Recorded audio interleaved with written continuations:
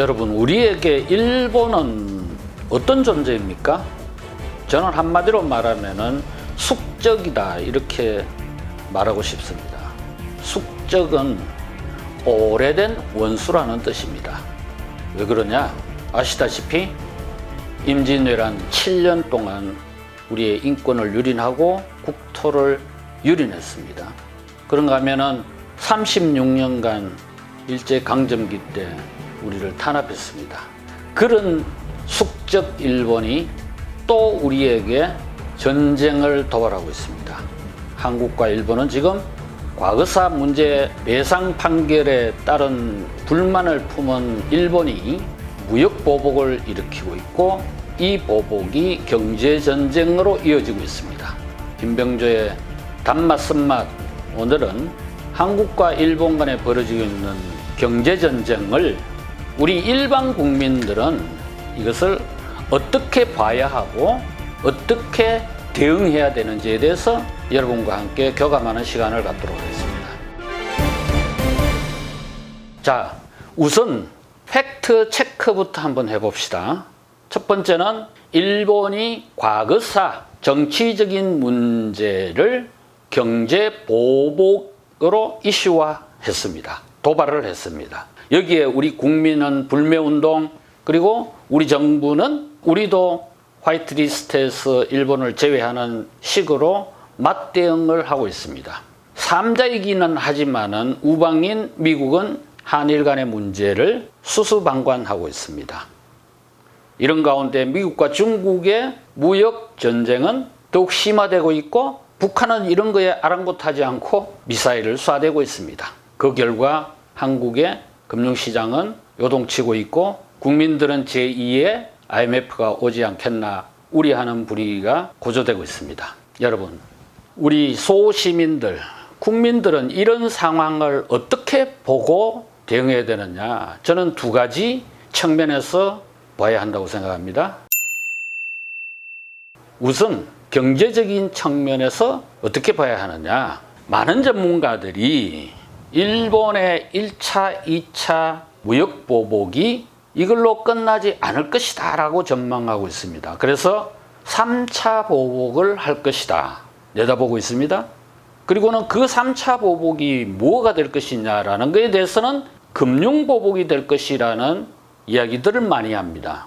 왜 금융보복이 될 것이라고 전망을 하느냐? 이미 우리는 IMF 때 아픈 기억이 있기 때문입니다. IMF 때 어떤 상황이었기 때문에 금융보복이 무서운 보복이고, 금융보복이 일어나면 진짜 경제전쟁이 될 거라고 전문가들이 말을 하고 있느냐? IMF 외환 위기는 근본적으로는 우리 경제의 펀더멘탈이 취약했기 때문에 일어난 겁니다. 그러나 그게 직격탄이 된 거는 뭐냐? 일본이 한국에 투자한 자금을 단시간에 회수를 해갔기 때문에 그렇습니다. 자, 일본 자금이 그렇게 회수돼 가는 게 왜 우리 경제에 그 치명적인 타격이 되었느냐를 여러분은 아실 필요가 있습니다. 왜 그러냐?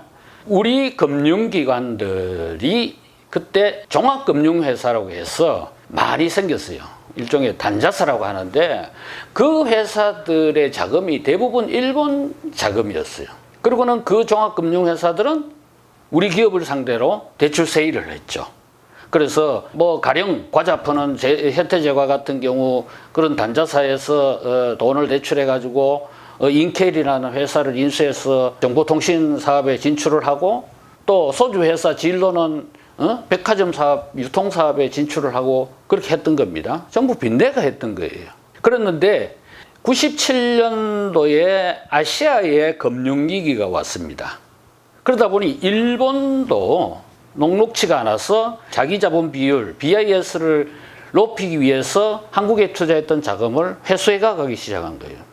회수해가 가다 보니까 일본 자금으로 돈놀이 대출을 해주던 우리나라의 종합금융회사들은 자기네들이 빌려준 우리나라 기업들한테 자금을 회수를 또 한 거예요. 그래서 IMF가 생긴 겁니다. 그래서 우리가 이제 국제통화기금 IMF에 달러를 빚을 내는 구제금융 신청을 했을 때 IMF는 뭐냐? 우리 부실 금융기관 정리를 전제로 요구를 했던 거예요. 그래서 그때 종합금융회사 10개가 문을 닫는 그런 사태가 일어났던 겁니다. 자, 여러분 잘 알고 있는 사채 시장이 있잖아요. 사채 시장에도 일본 자금이 큰 손입니다. 그만큼 일본은 우리 경제에 뿌리 깊게 영향력을 행사하고 있다는 겁니다.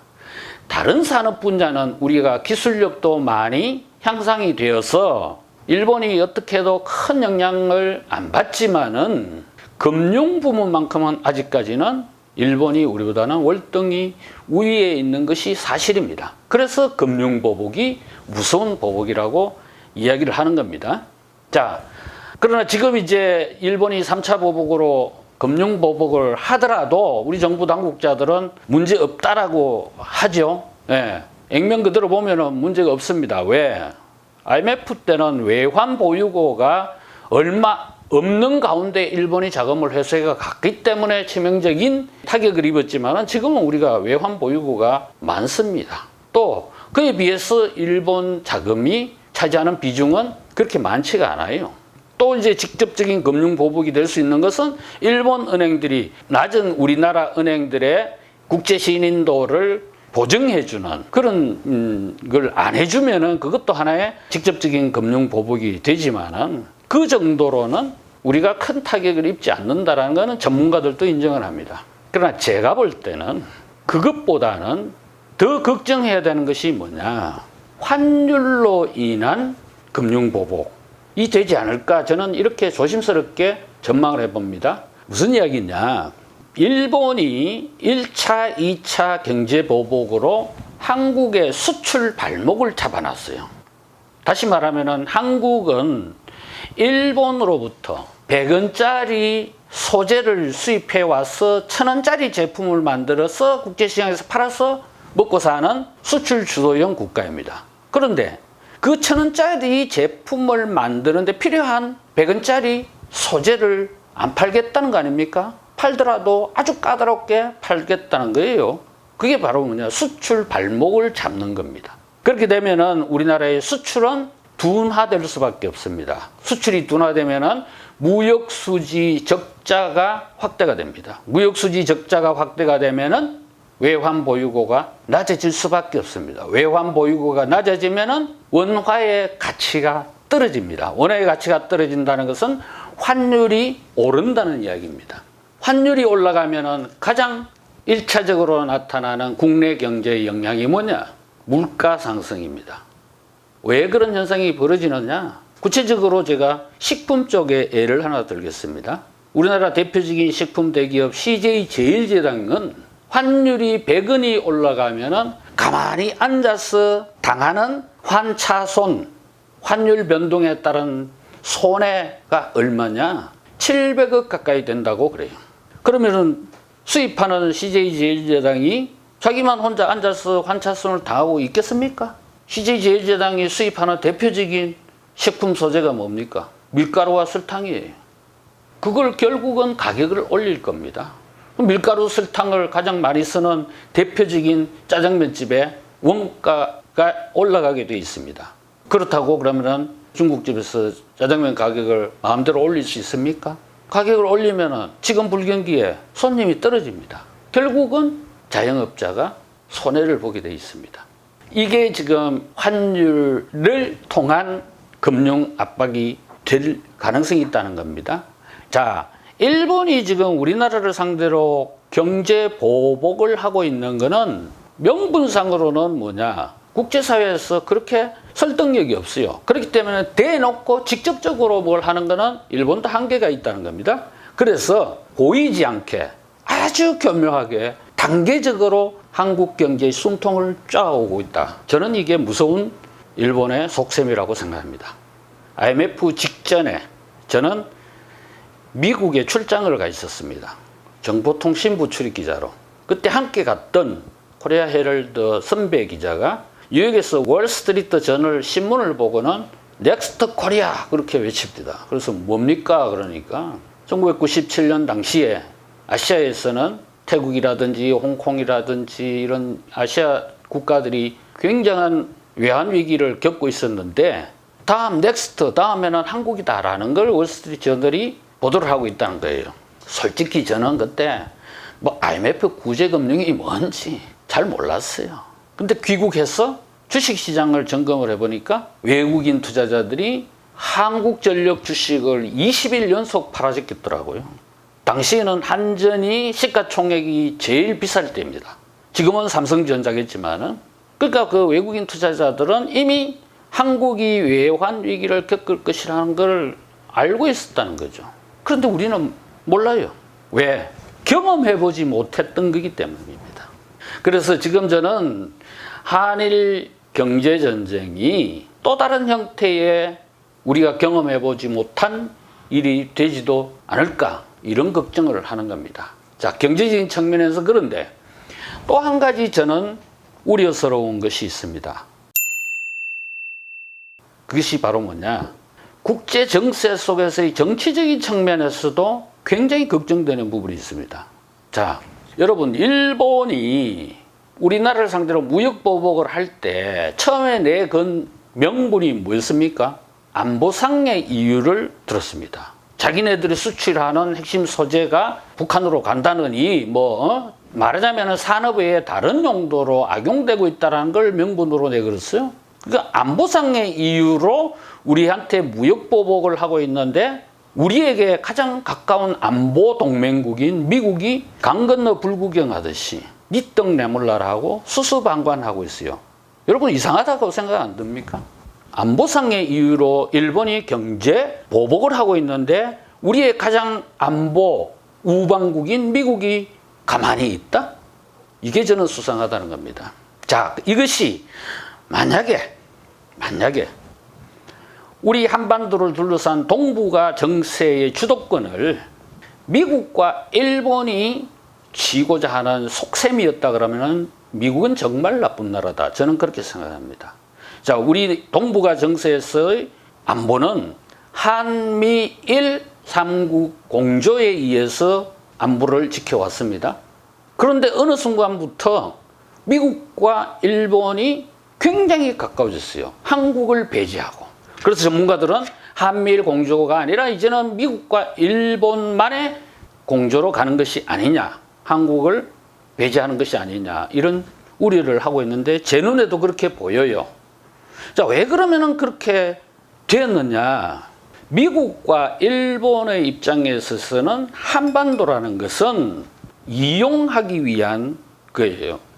다시 말하면은 한반도의 평화체제가 유지되는 것보다도 갈등 구조가 있는 것이 자기네들한테는 이용 가치가 있다고 보는 겁니다. 그런데 최근에 우리 남북 간에는 평화 모드가 조성이 됐잖아요. 그러니까 자기네들은 할 일이 없는 거예요.